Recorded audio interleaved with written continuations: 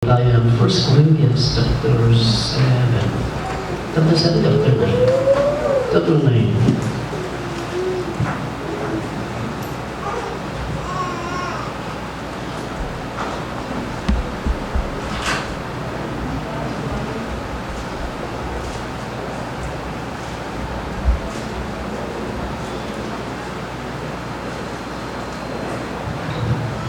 Kung gusto po niyo mabasa kaagad ang ating text, every Sunday ay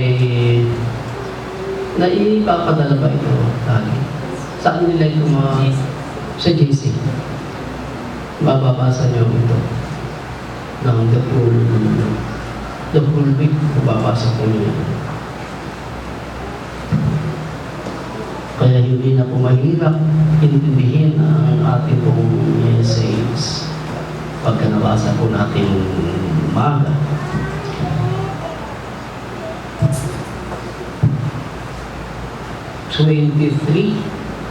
Chapter 9. Wala pala yung ano natin. Text natin sa yung Bible natin.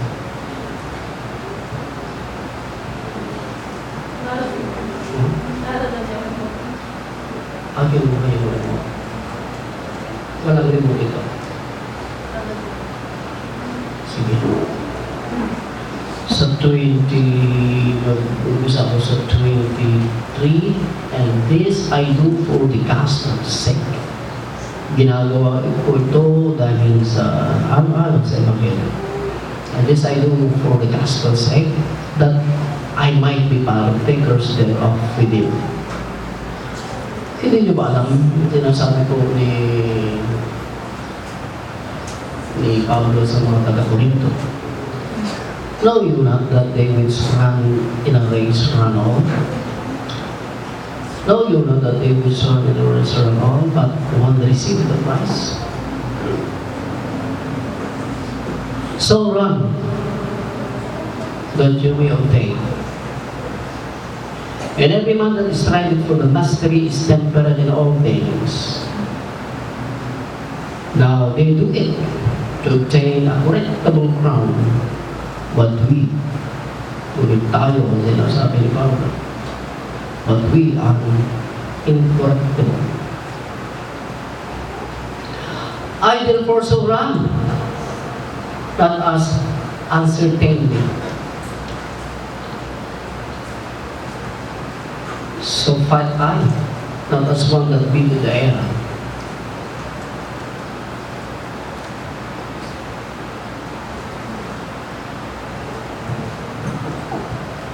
Magmula po dyan sa may 23 hanggang po dito po sa may 26, mahuhuli po yung 27. Talagang wala tayo dito. Wala tayo.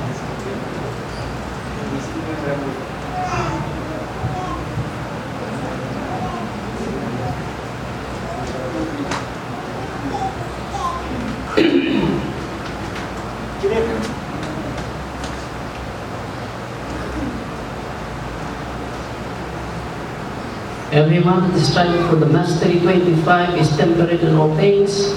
Now they do it to obtain a correctable crown. Correctable crown po ito.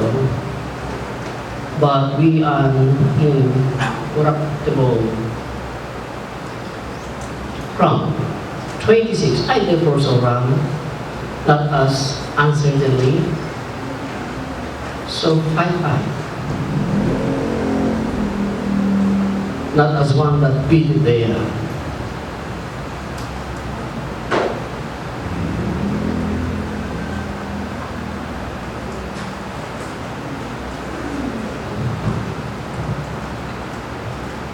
Corinthians.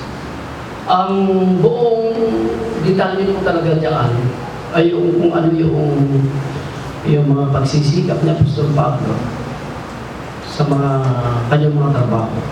Lalo na doon sa kanyang trabaho noon dyan sa Corinthians. Kung paano siya nagpapakumbaba at kung paano siya yung kanyang authority, yung kanyang right ay hindi niya kinukuha yung right, yung right? Yung right, yung kanyang karapatan na hindi niya ito kinukuha. Ito'y ginagawa niya alang-alang sa Ebanghelyo. At malinaw ang sinasabi ni Apostol Pablo sa May 20:26 na ginagawa niya ang lahat ng mga bagay na ito dahil ang alam niya ang kanyang buhay, isa siyang mananakop. Kaya ang kanyang pakiusap sa mga taga-Korinto ng mga mananampalataya, ang kanyang utos ay tumakbo din sila ng tumakbo. Ang Corinthians ay may pananagutan din sa Diyos, katulad ni Apostol Pablo. At ang pagiging isang may pananagutan sa Diyos ay katulad siya ng isang mananakbo. Alam po niyo, brethren, ang kaharian ng Diyos, napakaraming mga paghahantulan, may paglalarawan, ang kaharian ng Diyos. Itinutulad siya ng mga ganitong bagay. Mababasa niyo ito sa Matthew 13, Matthew 18, ang kaharian ng Diyos ay katulad ng ito. Ang kaharian ng Diyos ay katulad ng ito.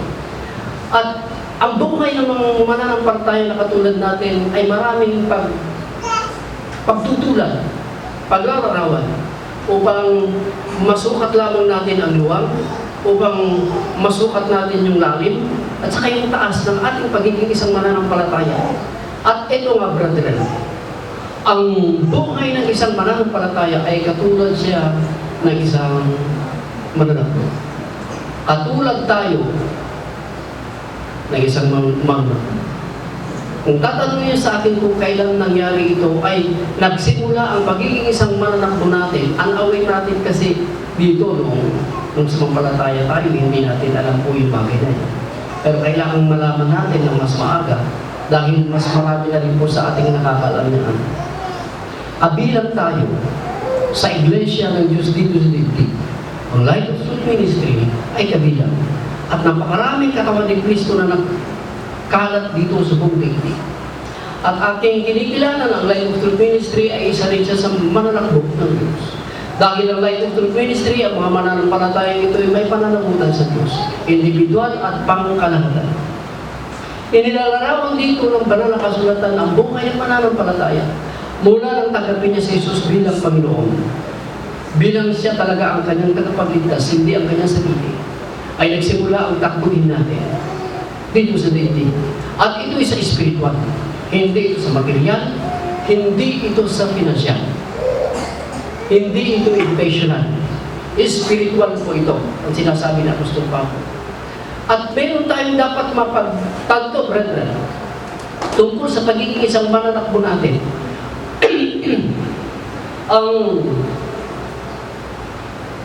Hindi po madali ang isang mananakbo. Mahirap po ang isang sumasali sa racing na ito. Itong race na ito. Kaya kung bibilangin mo ang mga mananakbo, yes, marami ang contestant. Pero kakaunti ang napipili dito. Dahil dito sa hirap nito. Ganun pa man, kung ito'y paparis mo ito sa daigdig, kakaunti talaga ang napipili.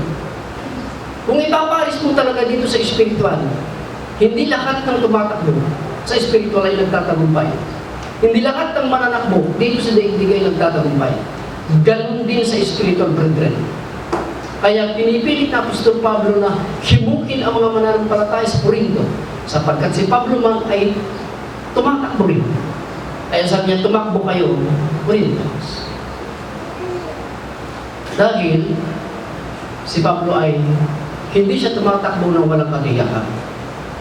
Certainty ba ang certainty? Tumatakbo ang may katiyakan. Ano kayo sa certainty natin? Kala ko mali tayo. Tumakbo tayo na may katiyakan. Dahil si Pablo ay isang mananakbo. Babasahin ko po sa Hebrews chapter 12 verse 1.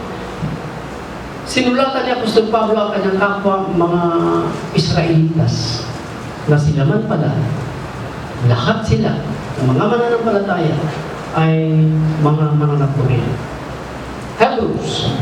Tanggapin na natin ang katotohanan. Kung wala tayong malay sa mga bagay na ito mula noong sinampalatayanan natin ang Panginoong Yesus, nagkaroon tayo ng buhay na walang hanggan. Tanggapin na natin ang katotohanan sa ating buhay, brother.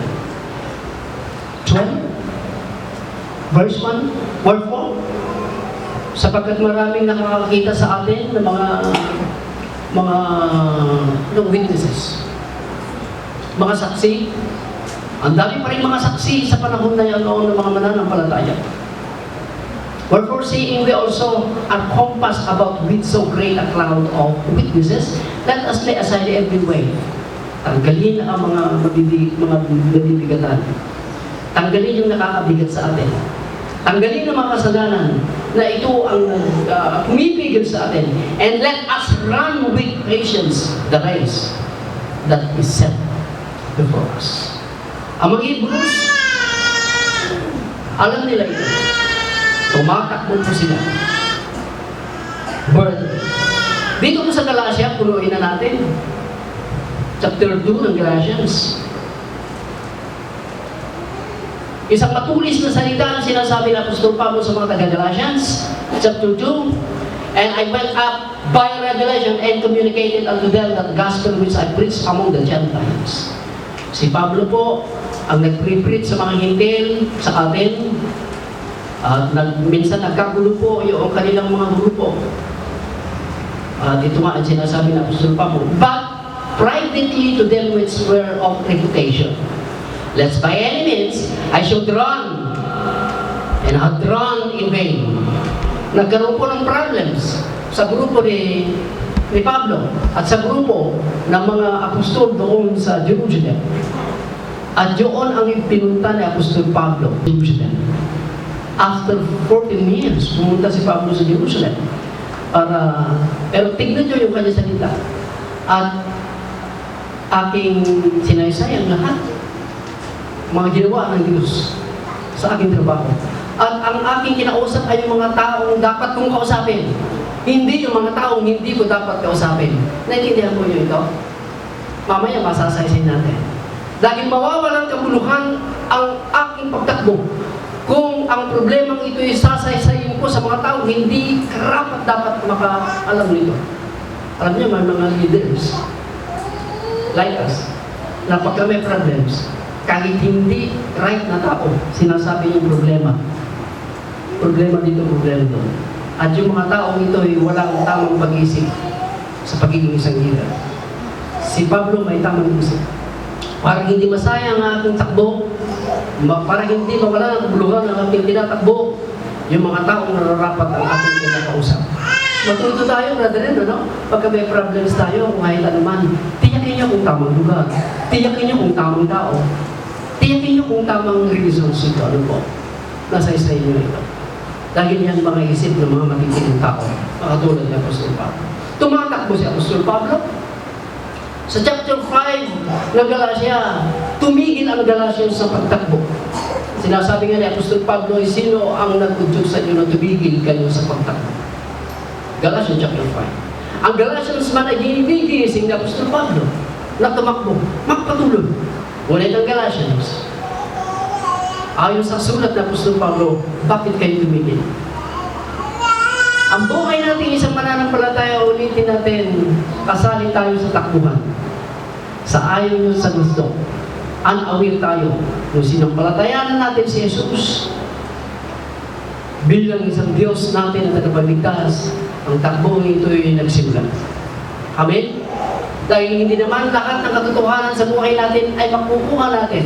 Hindi lahat ng katotohanan na dapat natin malaman ay malaman natin sa isang araw. Ay unti-unti nating nalalaman katulad nito, isa tayo sa mga mananakbo sa espiritual. Ngunit, ang sinasabi ng Apostol Pablo ay tumakbo tayong ng may kasiyahan.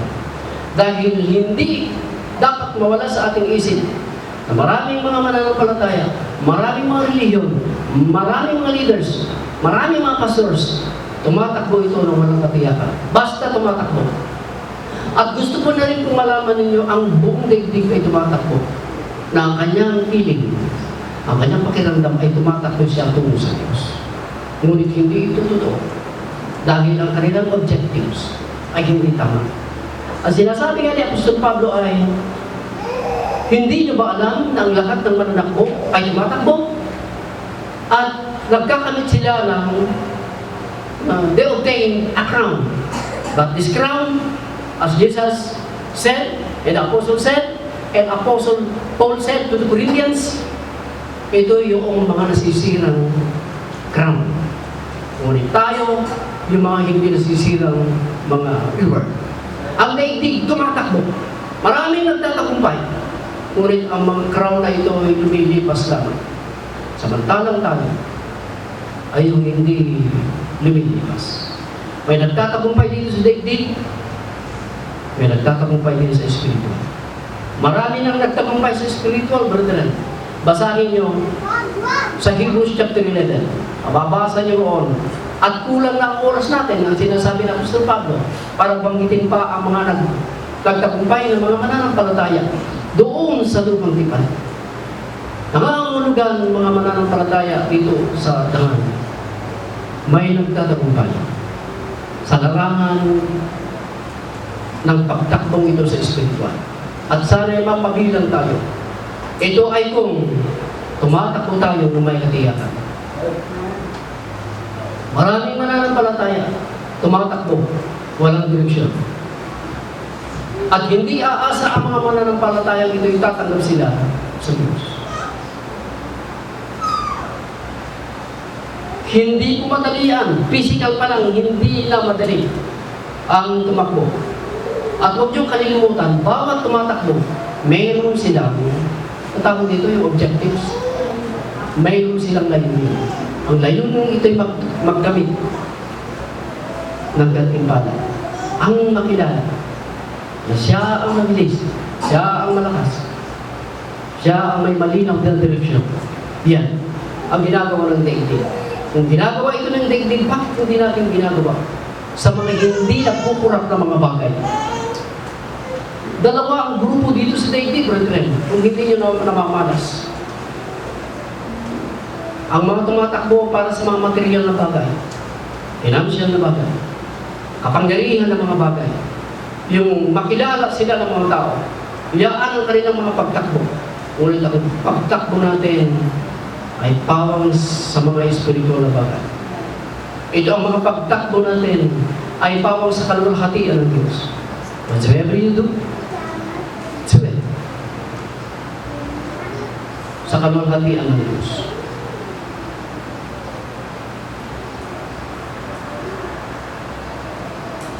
Huwag niyong kalilimutan na matutukan, brethren, ang mga ligtas lamang na tao ang tumatakbo sa spiritual.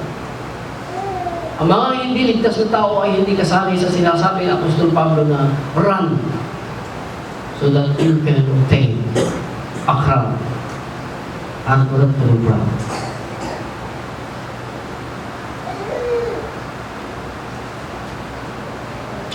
Kung nagsusulat kayo, pakisulat na rin ang mga bagay na dapat nating malaman sa pagtakbo natin, brethren.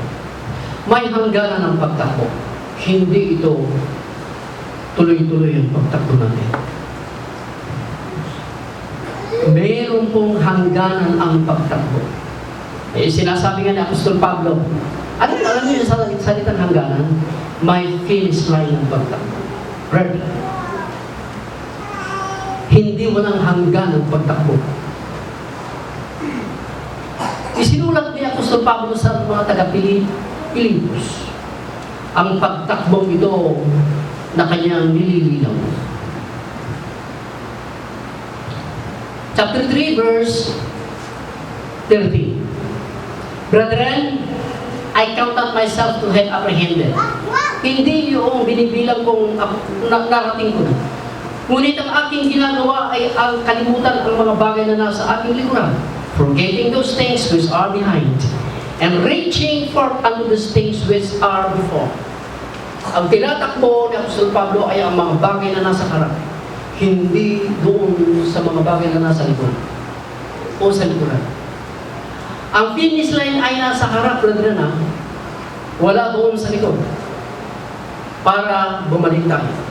Sa Hebrew chapter 11, brethren, lilinawin natin dito So, brethren, I count myself to have apprehended, but this one thing I do, nililimot ko ang mga bagay doon sa aking likuran, forgetting those things which are behind, and reaching forth unto those things which are before. Babalikan po natin yan mamaya, babasahin po natin ang Hebrew ulit, 12. Hebrews. Wherefore, seeing we also are compassed about with so great a crowd of witnesses, let us lay aside every weight. Tanggalin yung mga bigatin na yan. And the sin is not so easily beset us, and let us run with patience the race that is set before us. That is set before us. Ang takbuhan ito ay inilagay ng Diyos. Hindi natin ito inilagay. Brethren, ang finish line na sa ating harapan, wala sa kanan, wala sa likuran. Tuloy-tuloy tayo. At dapat nating marating ang finish line sa takbuhin ito. Huwag kayong mamatay na hindi nyo marating. Dahil napakaraming mga mananampalataya noon na narating na ang kanilang finish line. At sinasabi na Apostol Pablo sa 2 Timothy chapter 4 verse 6, 7, and 8, tapos ko na ang aking takbuhin.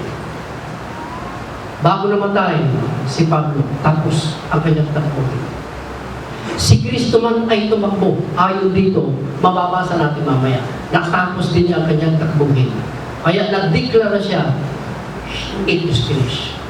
Si Pablo, I have fought a good fight of faith.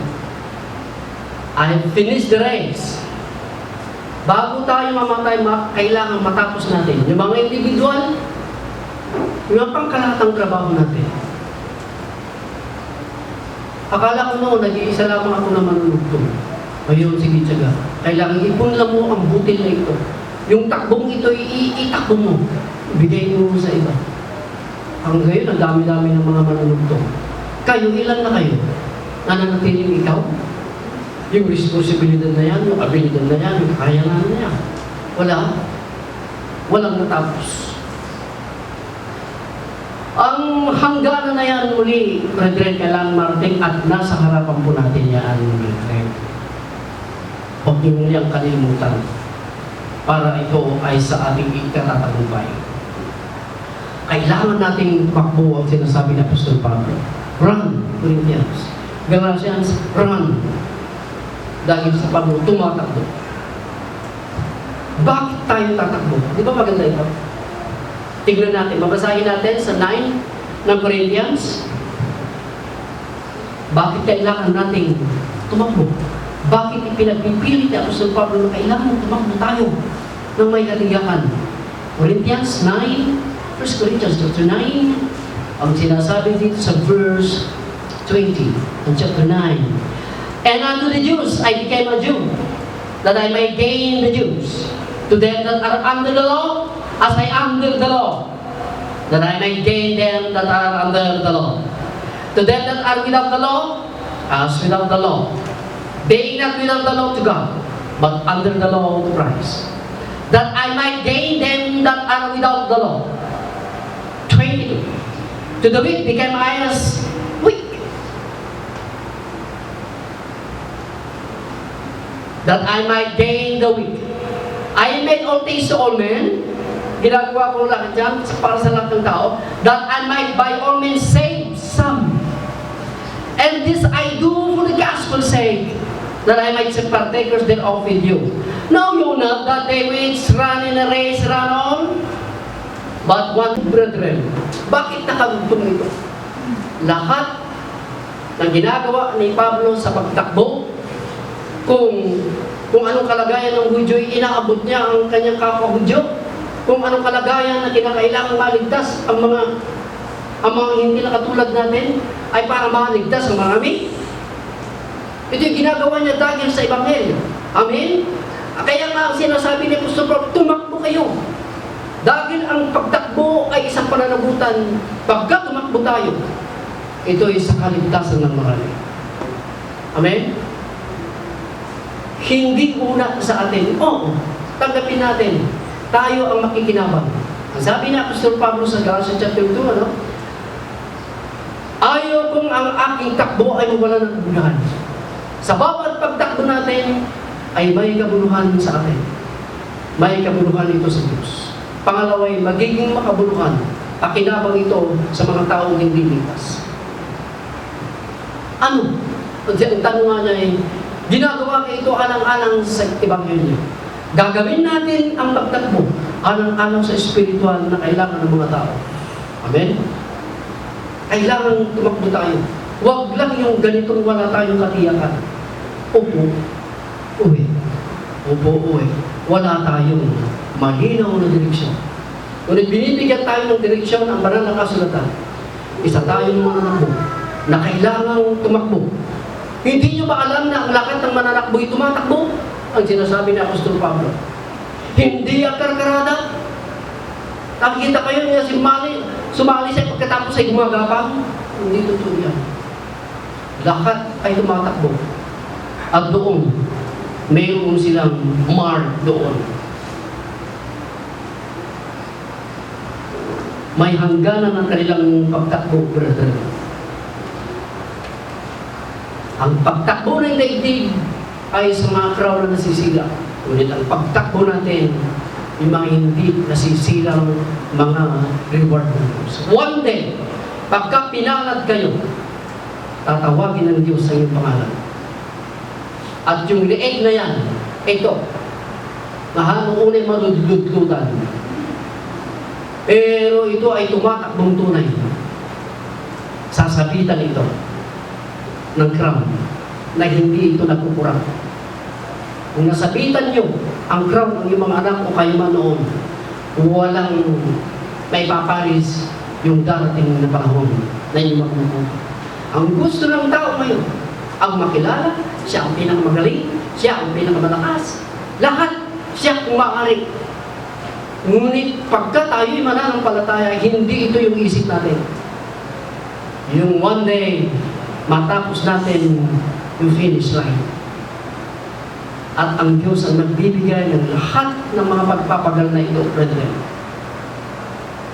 Pagka hindi tayo tumakbo, mawawala ang lahat ng bagay sa atin. Everything will be lost, brethren. Sa ating buhay. Sayang naman. Bihira lang dito sa daigdig, mga minamahal, ang mayroong kaligtasan. Bilangin nyo ang tao dito sa daman. Ilan lang may kaligtasan. Tiyak mo ba yan, gusto? Dahil ang may kaligtasan ay may pagbabago sa buhay. At pagka may pagbabago sa buhay, unti-unti, araw at gabi, may kabanalan ang may kaligtasan. Kung wala kayong kabanalan, sayang ang buhay. Minsan lang ang buhay. Dito sa daigdig. Napakasarap pa namang mabuhay. Dito sa daigdig. At lalong mas maganda ang buhay. Pagkaisa tayo sa mga tumatakbo. Pero pagka hindi tayo tatakbo, mawawala natin ang lahat ng bagay. Huwag niyong kalilimutan, pakinabang lahat ito ng tao at sa atin. Ang sinasabi na Apostol Pablo.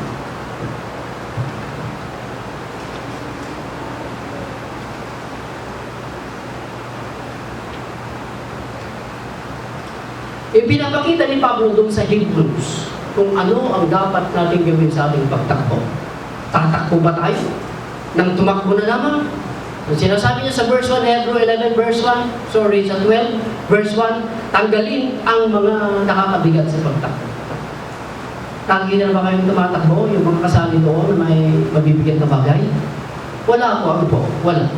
Puro mga magagaan. Pati yung mga shorts, mga sando, ay talagang magagaan. Para makatakbo sila ng maayos. Yung pagtakbo na maayos.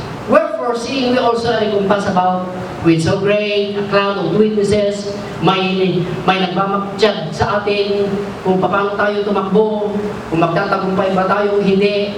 Yung mga preachers noon, let us lay aside every way. Ang galing yung mga bibigat na bagay. Ano bang pasalin ninyo sa buhay? Meron ba? Araw-araw? Ano, pasalin mo ba ang asawa? Pasalin ang anak? Magulang? Tanggalin yung mga bagay na yan. Huwag nating isali ito sa ating pagtakbo. Hayaan yung nandiyan lang yan. Basta tumakbo tayo. Amen? Pasalin ang apo, pasalin ang grandfather, o ano man. Tumakbo lang tayo. I-set aside mo yan. Ang sinasabi ng Apostol Pablo. Let's lay aside every way and the sin which does so easily beset us. Tanggalin mga bagay nito. Yung mga kasalanan na pumipigil sa atin, binigyan tayo ng kakayanan ng Diyos. I-remove natin ito sa ating mga daan. At ang gagawin natin ay tatakbo tayong mayroong. Amoy na ginaanos ka nagkantaray with patience. Patience, the race that is set before us. At para hindi ka panghinaan, ang sinasabi ng Apostol Pablo, pagka hindi ka panghinaan at mawalan ka na ng pag-asa, tignan mo si Jesus na minsan ay tumakbo. Looking unto Jesus, the author and the finisher of our faith, hope for the joy that was set before Him. Mayroon yung finish line na kanyang inabot. Na doon sa kagalakan niya ay inabot niya ito. Tignan mo si Jesus. Nagtagumpay ba si Jesus? Nagtagumpay si Jesus. Tayo ang kanyang bunga. Amen? Yung takbo niya ay may katiyakan. Dahil tinitiyak niya yung salvation natin. Yung changes natin, tinitiyak niya. Na pagka hindi siya tumakbo, gustong pabagsakin ni Satanas doon sa Matthew chapter 4, na bihasa tayo doon, ay hindi siya nagpapili. Kundi nagpatuloy siya sa hirap, doon sa, ano ba yung shame?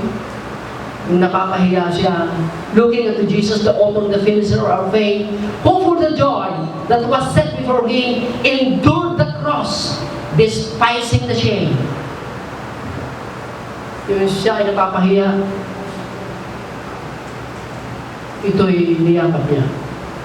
Hindi niya iniliko ang kanyang paa para iligtas tayo. Amen? Yan iniligtas niya. Namatay siya dahil dyan, hindi naman susunod dyan sa Diyos. Di ba nakakahiya? Sinasabi ko tuloy sa Diyos, hindi ako ratat dapat, Panginoon, na tinawag mo ng ganitong trabaho. Hindi. I have many witnesses, Lord. Hindi ako katulad ng mga leaders dyan, matatalino at mga malalakas. Ngunit, ang ipinapasigurado ko lang sa iyo, kung nakarap ito Diyos, magpapatuloy ako kung ano na yung aking kaya. Hindi umatras si Jesus para iligtas tayo. Ang saya-saya niya na tumakbo para sa atin. Tapos ganyan tayo, hindi tayo masaya na tumatakbo. Ano po? At sinikap niya kahit napapahiya siya. Pagka napahiya tayo, ayaw natin. Ano? Pagka, pinahiya mo ako, pastor, ayaw na niya pagka napapahiya. Ang takbo natin, hindi mo maiwasan na napapahiya ka. Minsan, may tumawag sa akin, sabi niya, pinahiya mo ako, pastor, sa napakaraming mga tao. Pero ang iniisip-isip ko, hindi niya naiisip. Nung nagkakalat siya ng mga salita na hindi mabuti, hindi niya naiisip na pinapahiya niya ang kanyang hirap. Tama ba? Kaya pinunta ko siya. At wala siyang masisilungan. Nakarecord ko yan. Kung gusto niyo marinig, nag-record ko yan. Siniyasat ko siya doon sa kanyang mga salita. At hindi siya nakatras. Dahil may mga nagpapatotoong mga tao. Kaya pinahiya mo ako sa mga tao, pastor? Hindi. Wala akong planong pahiyahin o sino. Hindi. Tinitiyak ko lamang ang mga salita. Kung ito'y nagpapahiya sa mga tao o para sa atin, tanggapin natin kung napapahiya tayo. Ilang beses na ako napahiya, brethren. Pero kakambal ito ng ating pagtakbo. Tama ba kung napahiya tayo? Kung yung napahiya tayo ay totoo, tanggapin natin. Hindi mahirap. Pasensya ka na, sister, hindi ko naisip yun. Sorry. Ganun ang buhay natin. Tumatanggap tayo ng mga pasensya at humihingi tayo ng pasensya. Dahil tumatakbo tayo ng banal na takbo. Amen? Tanggapin natin dito sa daigdig. Kung si Jesus hindi niya naiwasan, ang siya ay mapahiya. Kung diniyakap niya ang mga bagay na ito, matapos lamang ang kanyang takbuhin, ganun din po yung ating gagawin. Walang taong hindi napapahiya o totoo at hindi, talagang mapapahiya ka. Kaya, ilagay natin sa ating isip, tatakbo tayo. Itakbo natin ang mga bagay nito. Brethren, takbo natin. Hindi yung mga nararamdaman natin ang magtatagumpay sa atin. Kahit totoo na yung mga sinasabi nila sa atin, patawarin na rin natin ang ating mga sarili. Tama ba po? Patawarin natin ang ating mga sarili. Hindi niyo ba sinasabi sa Diyos, Panginoon, patawad ko. Yung salita ko kanina, nung nag-preach ako, hindi nararapat yun na. Panginoon, patawagin mo ako. Sana makalimutan nila yun. At yung mabuting bagay ang kanilang maalala, lagi kong idinudulog dyan sa Diyos. Dahil pagkatapos ko dito, brethren, ibinabalik ko yung aking mga salita. At pagka meron akong nadaan ng hindi mabuti, na alam kong hindi naman talaga nararapat at alam kong nasaktan kayo, doon ako sa Diyos. Patawarin mo ako, Panginoon. Sana mapatawad nila ako, Panginoon. Dahil tumatakbo tayo, nasasaktan tayo, nakakasakit din po tayo. Intentionally, kahit hindi natin sinasadya, ay nakakasakit tayo. Ngunit kahit isinasadya, buhatin natin ito dahil tumatakbo tayo. Nandun yung ating finish line.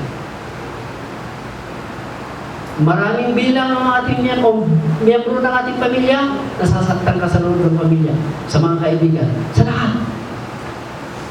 Ngunit handa nyo yung sarili, tumatakbo tayo na. Kailangan natin itakbo yung mga bagay na ito. And it says, looking at Jesus, the author and the finisher of our faith, who for the joy that was set before him, endured the cross, despising the shame. For consider him that endured such contradiction of sinners against himself, lest you be wearied in faith in your mind. Baka mapagod kayo at yung isip nyo ay panghinaan. Wag, si Jesus ang tignan ninyo. Alalahanin nyo si Jesus na minsan na naghirap dahil sa atin. Naghirap sa kasalanan, sa mga kakahiyaan. Huwag nyo kalilimutan. Sa hindi natin namamalayan, napapahiya natin ang ating kapwa-tao. At meron talagang isinasadya naman natin na pinapahiya natin ang tao. For correction, brother. Para i-direct ito sa katotohanan ng mga tao. Wala doon sa tamang landas. Pagka tumatakbo ang mga mananakbo dito sa daigdig, siyempre, physically fit, right? And then, mentally fit, right? Tama ka rin ang pag-iisip.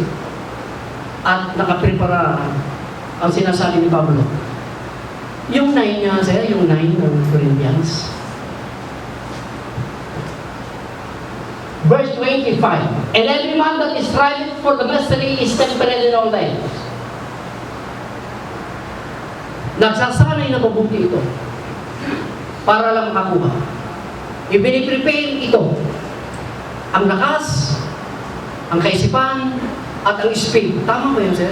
Yung speed, ang lakas, iba yung lakas ay yung stamina, yung talagang matagal ka. Para lang makakuha ng crown. Kung ganito ang kanilang ginagawa, ganito rin ang gagawin natin. Kailangan nakakahanda tayo. Ang spiritual nating kalagayan sapagkat spiritual na pagtakbong ito ay kailangan ready tayo. Kailangan ding meron tayong yung tinatawag nating sa mentally. Ano ang gagamitin natin? Na salita. Wait lang po. Determination. Meron ka ng malinaw. Meron kang desisyon na hindi maagaw ng anuman. Basta tatakbo kang meron kang malinaw na desisyon. Meron kang determinasyon. Yun ang gagawin natin dito. Huwag niyong kakalimutan sa gabi at araw, tinitignan tayo ng Diyos kung anong uring mananakbo tayo. Sir, again, meron tayong video. Tignan nyo yung may determinasyon. Dahil ito ang magbibigay sa atin ng tagumpay.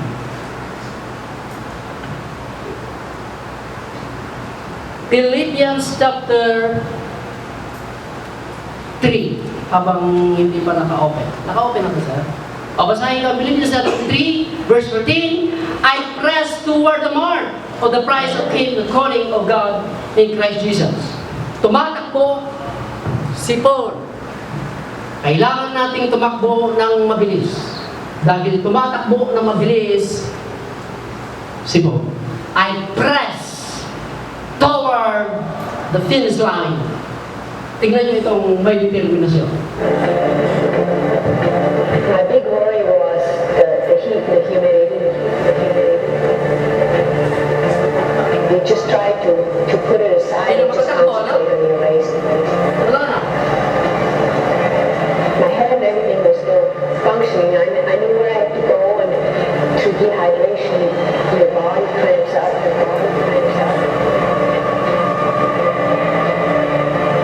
I kind of told myself, tried to keep running, tried to stay upright. My muscles just didn't respond.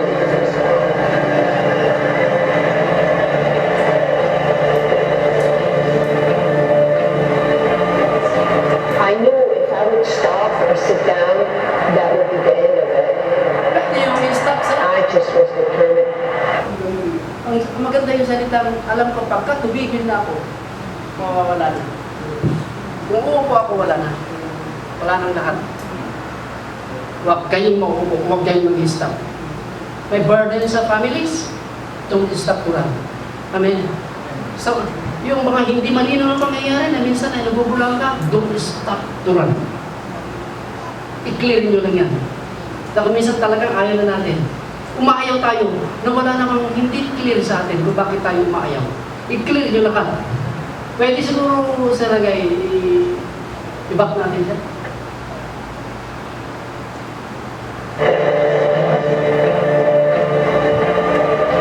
I knew if I would stop or sit down, that would be the end of it. I just was determined to make it to that finish line.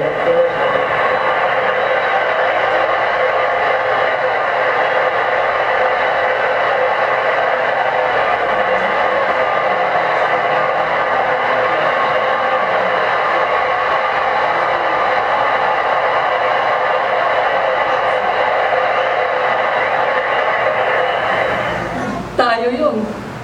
Huwag tayong titigil. Ano man ang nangyari. Amen? Sabi na Apostol Pablo, tumatakbo ako hanggang doon sa hangganan. Ano bang meron yan sa loob ng family natin? Itakbo natin ito. Kahit unti-unti lang. Ura crumbs. Hindi aminan nga banat ni panunod kayo. Dahil pagka naupo ka at hindi ka natatakbo, mawawala na ang lahat ng bagay. Ikaw, tayo, at ang mga taong umaasa sa atin. Tumakbo tayo ng may katiyakan, brethren. Don't stop. Kailangan yung determinasyon natin ay nakatingin tayo kay Jesus na minsan. Ang mga apostol na minsan ay tumakbo ng buong ingat, ng buong kabanalan. Right? Kita nyo tayo yun, no? Makarating lang tayo. Ang sinasabi ni Pablo, marating ko lamang yung finish line. Bilisan natin ang tumakbo. Dahil ang mga panahon na darating ay masasama. Habang may pagkakataong tumakbo tayo, brother. Humingi tayo sa Diyos ng buong lakas. Dahil kung minsan tanggapin natin sa Diyos, umaayaw tayo. Amen? Kahit sabi nga ni Mrs. minsan sa araw, siya pa rin yung routine. Araw-araw ganyan, luto, Pero sabi ko kay Mrs., ang routine natin, dito sa daigdig ay ganyan na lamang. Uwi, labas, luto, kain, gano'n na. Pero yung routine natin sa spiritual ay kaiba. Hindi tayo bumabalik doon sa likuran. Ang sinasabi ng Apostol Pablo, yung mga bagay na nasa ating likuran, na aking pakinabang sana, ay pinalagay kong kalugihan na lamang kay Kristo Jesus. At ang aking ginagawa ay tumatakbo ako doon sa harapan ng mga bagay na nasa harap. At kinakalimutan ko yung mga bagay na nasa aking likuran. Do it, brethren. Kailangan matapos niyo, matapos ko. Matapos nating lahat. Marating natin lahat. Finish line. Amen? Magtulungan tayo. Ako, tulungan nyo. Marami akong hindi kaya. Tutulungan ko kayo, alam ko namang marami kayong hindi kaya. Still, dito kayo, nandito ako para makatakbo tayo ng matuloy. Pagpalain kayo ng Diyos.